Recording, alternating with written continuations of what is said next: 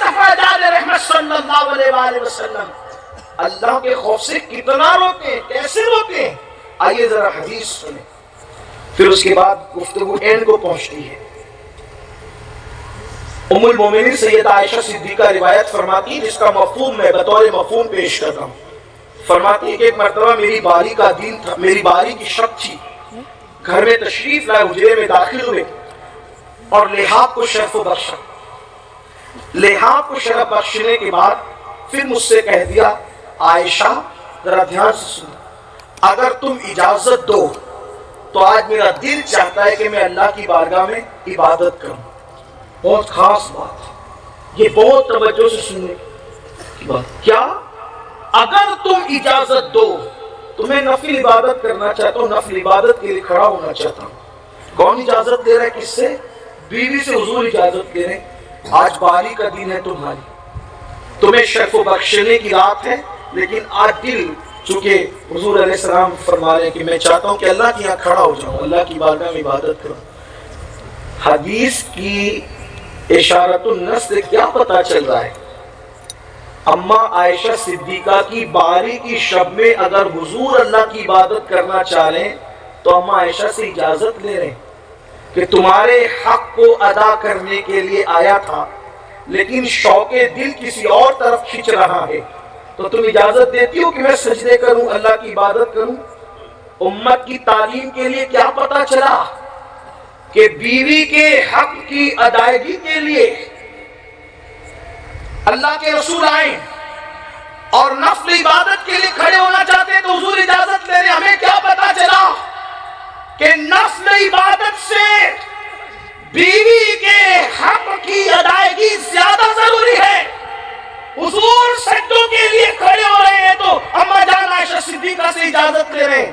وہ نوجوانوں کا کیا حال ہوگا کہ جو گھر میں جاتے ہیں تو بھی گھر میں موبائل میں لگے رہتے ہیں، فیس بک پر لگے رہتے ہیں، یوٹیوب پر لگے رہتے ہیں، ٹی وی کا منہ پکڑ کے بیٹھ جاتے ہیں، کسی اور سے فون پر لگے رہتے ہیں، بیوی کا حق ادا نہیں کرتے، اس کو توجہ نہیں دیتے، اس سے بات بھی نہیں کرتے۔ حضور ہمیں بتا رہے نفل عبادت کے لیے حضور اپنی زوجہ محترمہ سے اجازت طلب کر کے امت کو تعلیم دے رہے ہیں، حالانکہ انہیں کسی کی اجازت کی ضرورت نہیں ہے، کیونکہ اللہ نے ان کو مختار کل بنایا ہے، وہ مختار کل ہیں۔ لیکن اللہ کے رسول نے امت کی تعلیم کے لیے، آج میں آپ سے پوچھتا ہوں میرے بھائیوں، کیا بیوی کو اتنی عزت ہماری طرف سے ملتی ہے؟ بیوی کو اتنا رسپیکٹ ہم دیتے ہیں؟ یہ تو بیوی ہے یار، یہ تو پیر کی جوتی ہے، اس کا کیا؟ جہاں جاؤ چلے جاؤ، جب چاہو گھر سے نکل جاؤ، رات میں جتنی دیر سے چاہو گھر پہنچو۔ یہ ہمارے گھروں کے بگاڑ کا سبب۔ آج جو کانوں میں بات آ رہی ہے، اکولا میں ایسا نہیں ہو رہا ہوگا، لیکن کانوں میں بات آ رہی ہے کہ شادی شدہ عورتیں بھی، ان کے قدم بھی بہک رہے ہیں، تو اس کی ساری وجوہات میں سے ایک وجہ یہ بھی ہے کہ جو شوہر بیوی کو وقت نہیں دیتا، اس کا حق ادا نہیں کرتا، ایک دن اس کو یہ دیکھنا پڑتا ہے۔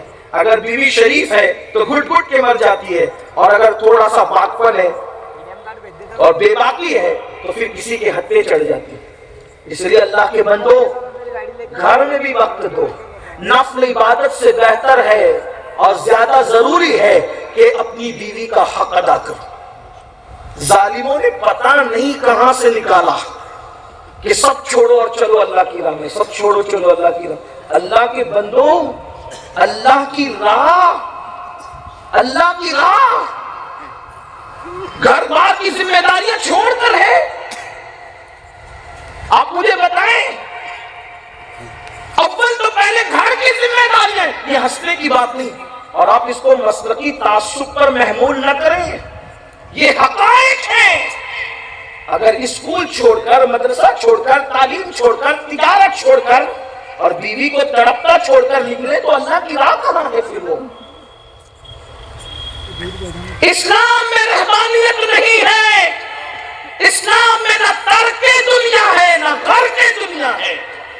ان میں اور آپ میں فرق یہ ہے کہ وہ ترک دنیا میں اس قدر نکل گئے آگے کہ رہبانیت تک پہنچے، اور آپ گھر کے دنیا میں اتنے ڈوب گئے کہ آپ کو خدا یاد نہ رہا۔ لیکن مسلک اعلیٰ حضرت کیا ہے؟ وہ نکلے رہبانیت کی طرف تر کے دنیا کر کے، اور آپ گھر کے دنیا، لیکن میرے امام ہمیں تعلیم دیتے اعتدال کی راہ، جو 1450 سال سے اہل اسلام کا نظریہ ہے۔ کیا کہتے ہیں میرے امام؟ کہتے ہیں دل لہو میں کھونا تجھے، شب صبح تک سونا تجھے، شرم نبی خوف خدا یہ بھی نہیں وہ بھی نہیں۔ ذمہ داریوں سے فرار اختیار مت کرو، اور یاد رکھنا جو ذمہ داریوں سے فرار اختیار کرے گا اسے کبھی خدا نہیں مل سکتا۔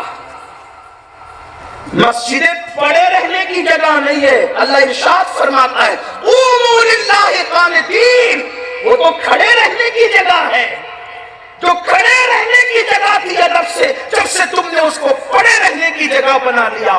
آپ دیکھیں زوال امت کا زوال دیکھیں۔ اللہ کے بندو حقائق کی طرف آؤ، سچائی کی طرف آؤ۔ تو عرض یہ کر رہا تھا، اللہ کے رسول علیہ السلام نے کہا اجازت ہے؟ ام المومنین کا جواب حضور کی تربیت کا نتیجہ تھا، یا رسول اللہ مجھے اپنی خواہش سے زیادہ آپ کی خواہش کا احترام ہے۔ سبحان اللہ، حضور کی تربیت تھی یہ بھی۔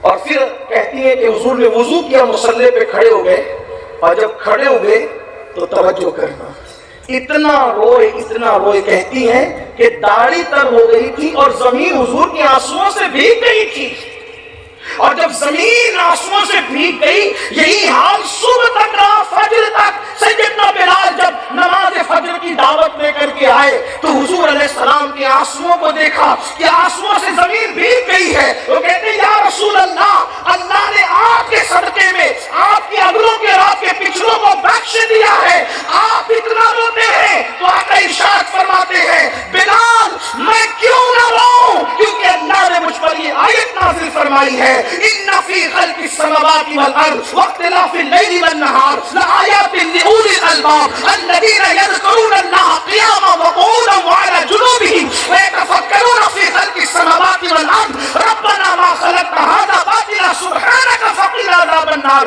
یہ آیت کریمہ میرے اللہ نے مجھ پہ نازل فرمائی ہے، میں نہ روؤں تو کون روئے؟ اور پھر فرمایا اے بلال کیا میں اپنے اللہ کا شکر گزار بندہ نہ بنوں؟ فرمایا بلال جہنم کی آگ کو اگر کوئی چیز بجھا سکتی ہے تو خوف خدا سے نکلنے والے آنسو ہی بجھا سکتے ہیں۔ آپ سے پوچھتا ہوں مالک جنت یوں روئے اور ہمارا حال کیا ہے؟ گانے سن کر ہنس رہے، کہے لگا رہے ہیں اللہ اکبر۔ اللہ کے بندو یہ جو سوچ رکھا ہے نا کہ جنت تو اپنے باپ کی ہے،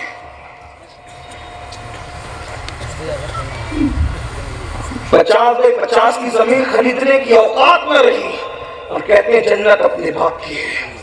ہنسنے کی بات نہیں ہے۔ جو قوم اس قدر جرائم میں ڈوب جائے کہ جنہیں اللہ کا نام بھی یاد نہ رہے، نماز سے کوسوں دور مسجدیں ویران کر دی، جنت اپنے باپ کی ہے۔ پھر کہتا ہوں 1857 کے بعد والے لوگوں نے اتنی مشکل جنت بنا دی کہ کوئی نہ جائے، اور آپ نے اتنی سستی کر دی کہ ان کا چہرہ دیکھ لو تو بھی جنت میں جاؤ گے، ان کا چہرہ دیکھ لو گے تو بھی جنت میں جاؤ۔ آپ چہرے دکھا کے جنت بانٹ رہے ہیں، حالانکہ جن کو دکھا کے جنت بانٹ رہے ان کے خاتمہ بالخیر کی کوئی گارنٹی آپ کے پاس نہیں ہے، بڑی معذرت کے ساتھ۔ تو اتنی مہنگی بھی نہیں ہے جتنا انہوں نے کیا، اور اتنی سستی بھی نہیں ہے جتنا آپ نے کیا۔ پھر فکر رضا کیا ہے؟ تو وہ اعتدال کی راہ میرے امام پیش کرتے، کہتے وہ تو نہایت سستا سودا بیچ رہے ہیں جنت کا، ہم مفلس کیا مول چکائیں، اپنا ہاتھ ہی خالی ہے۔ کیا سمجھے؟